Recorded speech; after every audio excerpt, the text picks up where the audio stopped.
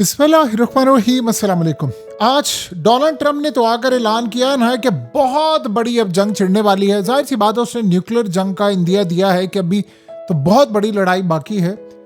लेकिन सूरत हाल बड़ी अजीबो गरीब हो रही है।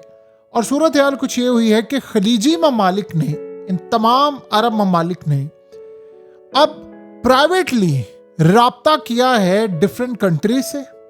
उसमें रशिया शामिल है, यूरोपियन कंट्रीज शामिल है। जहां जहां तक उनका असर और रसूख पड़ता है, उन्होंने राब्ता किया है और कहा है कि डोनाल्ड ट्रंप को रोकें, इस जंग को बंद कर दें और बैठकर ईरान के साथ कोई मामला तय करें और एटलीस्ट ईरान पर अटैक करने से बाज रहें, क्योंकि अमेरिका कर रहा है ईरान पर अटैक और बदले में हमारे मुल्कों पर अटैक हो रहा है। और वहाँ से अमेरिका के डिफेंस सिस्टम फेल हो गए हैं उसको रोकने के लिए। एक तो उससे तेल की कीमतें ऊपर जा रही हैं, कतर का एनर्जी सेक्टर सारा बंद हो गया है, तेल की सप्लाई रुक गई है, गैस की सप्लाई रुक गई है, उसके अलावा एयरलाइंस शट डाउन है, उसके अलावा मिसाइल आ रहे हैं, पैनिक क्रिएट है, पूरे का पूरा निज़ाम दरम बरम हो गया है। तो बातचीत करें, असल में इस सूरत हाल के अंदर फेस सेविंग एग्जिट लें, यानी कोई ऐसा मामला हो जाए कि रशिया इंटरवीन करे, यूरोप करे, ईरान से बातचीत करें, इनसे करे। सबसे पहले ट्रंप को रोकें। वो जब अटैक रोकेगा, इजराइल रोकेगा, तो उसके बाद फिर शॉर्ट टर्म सीज फायर की बात हो, मुज़ाकरात हो, वो कतर में हो जाए या वो सऊदी अरब में हो जाए, किसी जगह और है, किसी जगह मिसाल के तौर पर 96 घंटों के लिए जंग बंद हो जाए, मिसाल के तौर पर 5 दिन के लिए जंग बंद हो जाए। और इस सूरत हाल के अंदर बैठकर हम लोग बातचीत करें कि फर्दर क्या होगा, क्या मामला होगा और इसके बाद मामला रखें। हमारे मुल्क को टारगेट किया जा रहा है कंप्लीटली, हमारे मुल्क के होटल्स टारगेट हो रहे हैं, इंडस्ट्री टारगेट हो रही है, पूरे का पूरा टूरिज्म का जनाजा निकल गया है, एनर्जी शॉक इस वक्त पूरी दुनिया के अंदर है, स्टेट ऑफ हॉर्मस बंद हुआ है, प्राइसेस गैस के ऊपर चली गई हैं, मुकम्मल तौर पर करेंसीज इस वक्त पूरी दुनिया में बहरान का शिकार है। तो इस सूरत हाल में हम नहीं चाहते कि हम यहाँ से अलग हों, हम ईरान की साइड पर खड़े हों या अमेरिका की। आप लोगों की जंग में हमारी तबाही हो गई है, हमारी टूरिज्म का जनाजा निकल गया है, हमारी प्रॉपर्टी की कीमतें गिर गई हैं, पूरी तरह एनर्जी सेक्टर बर्बाद हो गया है। सो लिहाजा बरतानिया, फ्रांस, जर्मनी, यूरोप पूरा, उनसे बात हो रही है कि आप प्रेशर डालें और आप ट्रंप से बात करें और इस जंग को किसी तरह बंद करें। और उसके बाद कहा है कि आप लोग बैठकर मामलात को तय करें। इवन के रशिया और चाइना को भी अर्ज किया गया है कि आप भी बैठकर बातचीत करें और इसका कोई हल निकालें। इवन कि आज आप देख लें कि पुतिन ने बड़ी क्लियरली बात की है कि ये जंग खत्म होनी चाहिए और बैठकर वो ईरान से बातचीत करेंगे और इसका कोई हल निकले। यानी क्लियरली नज़र आ रहा है कि अब वो जो बातचीत कर रहे हैं उस पर अब बातचीत होना शुरू होगी। लेकिन सवाल अब ये पैदा होता है कि पुतिन की बात हो सकता है कि ट्रंप सुन ले, लेकिन वो कहेगा कि भाई मेरी बात उन्हें सुनी थी जब यूक्रेन के अंदर। तो अब जाहिर सी बात है यूरोप के ऊपर तो उनका बड़ा असर और रसूख है। यूरोप देखिए, यूरोप इस वक्त सबसे ज़्यादा परेशान है। उसकी रीज़न ये है कि कतर की एनर्जी सेक्टर पर जो हमला हुआ है उसके बाद उन्होंने बंद कर दिया और यूरोप जाहिर सी बात है इस वक्त वो जंग रुकवाना चाहता है, क्योंकि यूरोप पर जब अटैक हुआ है तो यूरोप का सबसे बड़ा मसला ये हुआ है कि अब उनको रशिया के पास जाना पड़ेगा और ये ट्रंप के लिए काबिल कबूल नहीं है कि वो रशिया से जाएं, उससे एनर्जी ले, क्योंकि जब कतर से नहीं मिलेगी तो 50% वहाँ पर यूरोप में गैस की प्राइसेस ऊपर चली गई हैं। तो जब नहीं मिलेगी तो उनको जाहिर सी बात है रशिया की तरफ जाना पड़ेगा। जब रशिया के बाद जाएंगे तो मामला तय होंगे, वहाँ पर गैस की परचेजिंग मुआहदे होंगे, तो इसका मतलब है जो लड़ाई है वो ख़त्म होगी और अमेरिका का रोल ख़त्म होगा। ये सारी सूरत हाल के अंदर उन्होंने कहा कि स्टॉक मार्केट क्रैश हो रही है। देखिए पाकिस्तान के अंदर क्या हुआ, 15,000 पॉइंट्स गिर गए, मिडल ईस्ट के अंदर हज़ारों पॉइंट्स गिर रहे हैं। और आप हैरान होंगे, कुछ अजीब सूरत हाल हुई है कि इंटरनेशनल सतह पर स्टॉक मार्केट ने बड़ा अजीबोगरीब रिएक्ट किया है। यानी आप अंदाज़ा करें कि जैसे ही स्टॉक मार्केट खुलती है उसके बाद $1 ट्रिलियन गोल्ड और सिल्वर से गायब हो जाता है। यानी होना ये था कि गोल्ड सिल्वर की प्राइसेस ऊपर जाती, उनकी प्राइस क्रैश होना शुरू हो गई है।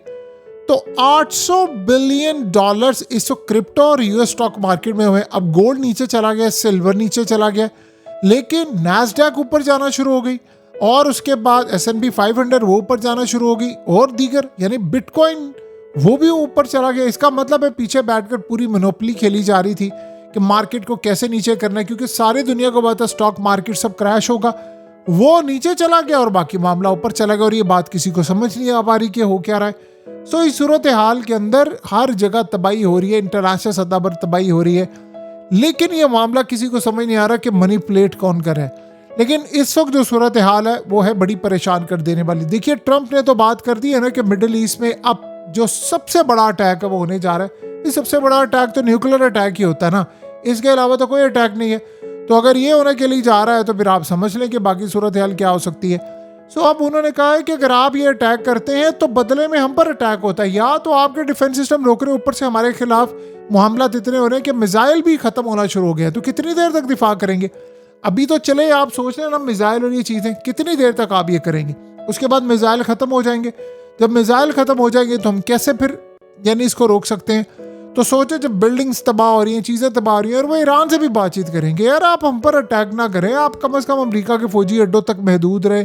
लेकिन वो भी सूरत हाल उनके मुल्क पर आ रही है, पोर्ट्स तबाह हो रही है, एयरपोर्ट पर हमले हो रहे हैं, चीज़ों पर हमले हो रहे हैं। ईरान ने कहा है कि भाई मैंने किसी को नहीं छोड़ना। वो असल में उनका एक ही मुद्दा है, वो ये कहते हैं कि सबसे पहले अमेरिका को शय किस वजह से मिली है कि आप लोगों ने फौजी अड्डे दिए, आप लोगों ने फौजी अड्डे दिए थे, और वहीं से उड़कर जहाज आते हैं, हमारे लीडर को मारा जाता है, हमारी चीज़ें तबाह होती है। तो हम तो ये चीज़ बर्दाश्त नहीं करेंगे कि आप इस सारे खेल के अंदर ये सारे का सारा मामला करें। सो ये बात आप अच्छी तरह समझ लें, ईरान इस पूरे खेल में इस वक्त फ्रंट पर आया है, वो किसी की परवाह नहीं करे। और नेतन्याहू के घर पर 10-10 मिसाइल मारे, खैबर शिकन मिसाइल मारे, उनके पास मिसाइलों की कमी नहीं है और उनके पास ड्रोन्स की कमी नहीं है। अब ईरान मिसाल के तौर पर $1 अगर मिसाल लगा ले, $1 खर्च करता है, उसके बदले में ये बाकी सारे $40-50 खर्च कर रहे हैं। तो ईरान ने मेड इन ईरान के ड्रोन्स बनाए हैं, अपने अंदर इतनी बड़ी फैक्ट्रीज लगाई हुई हैं मुल्क में। सो वहाँ पर उनका निज़ाम चल रहा है, उनका सूरत हाल। और दूसरी सूरत हाल ये है कि ट्रंप को यहाँ तक कह दिया कि बस करें, अब रिजीम चेंज जो आपने करना था, आपने उनके लीडर को मार दिया है। अब मसला ये है, लेट से मिसाल के तौर पर, अब अगर अमेरिका एग्री हो जाता है, जो कि वो है एग्री काफ़ी हद तक, कि ठीक है जी हम अटैक नहीं करेंगे, व्हाट नेक्स्ट? ईरान मानेगा? आपने उनका लीडर मारा है, ईरान मानेगा? सवाल सबसे बड़ा ये है। ईरान ने तो कल इनकार कर दिया ना कि हमने तो छोड़ना नहीं है। आपने उनका लीडर मारा है, आप उनके लीडर को मारें, आप जंग बंद कर दें और उसके बाद आप सोचें कि कुछ भी ना, ये नहीं हो सकता। सो अब अरब ममालिक और गल्फ कंट्रीज कह रही हैं कि हमें तो बताया ही नहीं था अमेरिका ने अटैक करने से पहले। देखिए, सारी दुनिया को ये तो पता था अटैक होने जा रहा है, किसी वक्त भी होना है। असल बात ये थी कि अमेरिका को फौजी अड्डे नहीं देने थे, सब अब अपना दिफा करते, अपनी फौज, अपनी एयरफोर्स, अपना दिफाई सिस्टम। अब यहाँ 1 मिनट के लिए सोचें, अगर रशिया के फौजी अड्डे होते या चाइना के फौजी अड्डे होते तो क्या अमेरिका की जरूरत होती है ईरान पर अटैक करने के लिए? अब आप ये बताइए ना कि इसराइल और अमेरिका के 200 तैयारे अटैक करने के लिए गए थे ईरान पर। तो इसराइल के तैयारों को जो फ्यूल था, वो फ्यूल टैंकर कहाँ से उड़े? वो कतर से उड़े ना, वो कहाँ से उड़े? ये मिडिल ईस्ट की गल्फ कंट्री से उड़े। तो वो जब यहाँ से उड़कर गए हैं तो वो इसराइल की मदद हुई। तो उन्होंने कहा कि अगर वो ना जाते तो ये सिर्फ 1 वे मिशन होता है, ये तो नहीं हो सकता था कि आप ये कर सके। तो अमेरिका के अगर यहाँ पर फौजी अड्डे ना होते तो क्या अमेरिका कभी ये जंग कर सकता? सवाल ही पैदा नहीं होता। तो ये जो सूरत हाल इस वक्त पैदा हो रही है, ये क्लियरली नज़र आ रही है कि असल में ईरान को मसला इस बात से है कि यहाँ पर ये क्यों हो रहा है। देखिए, एक बात तो तय है कि साल अब लगेंगे ये रेपुटेशन बहाल होते हुए, और ये जितनी तबाही होगी, जितने लोग वहाँ पर परेशान हैं, फंसे हुए हैं, हालात जितने ख़राब हैं, तो ये बात तो बड़ी क्लियर हो गई है कि बड़ी तबाही हो रही है।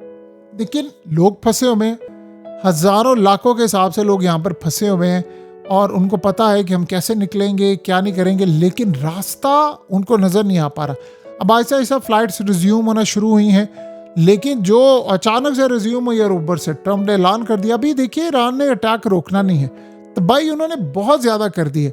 अब ट्रंप क्या फेस सेविंग चाहता है? ट्रंप क्या करना चाहता है? ऊपर से ईरान ने कह दिया है कि अगर किसी कंट्री ने, किसी ने भी हम पर हमला किया तो हम उसकी इंसेंट बजा देंगे। देखिए, एक बात तो तय हो गई है कि ये हमले अब रुकने नहीं वाले। ये डिफेंस सिस्टम सारे फेल हो गए हैं, और ये जो मिसाइल आज ख़त्म हो रहे हैं, आपको पता है साल लगते हैं मिसाइल बनाने में, और उनका दिफा किससे स्ट्रॉन्ग होगा? तो फिर उनको चाइना की जानिब जाना पड़ेगा। और जो सूरत हाल है, अमेरिका ने इसराइल के चक्कर में सारे रीजन को आग में धकेल दिया है, पूरे रीजन को तबाह कर दिया। तो अमेरिका को ये बात समझना पड़ेगी। देखिए, रास्ता अभी भी वही है, रास्ता पहले दिन भी वही था। सिर्फ एक काम आपको करना है, आपको अमेरिका को फौजी अड्डे नहीं देने, अमेरिका को करना है फारिग। जिस जगह अमेरिका होगा वहां तबाही लाजिम होगी, ये बात आप ज़हन में रख लें। अमेरिका इस सिर्फ पूरे खेल के अंदर तबाही कर सकता है, और कोई मुल्क ऐसा नहीं है कि जो इस तबाही को रोक सके सिवाय अमेरिका के, क्योंकि अगर वो तबाही करना बंद कर दे तो सुकून आ जाए दुनिया में।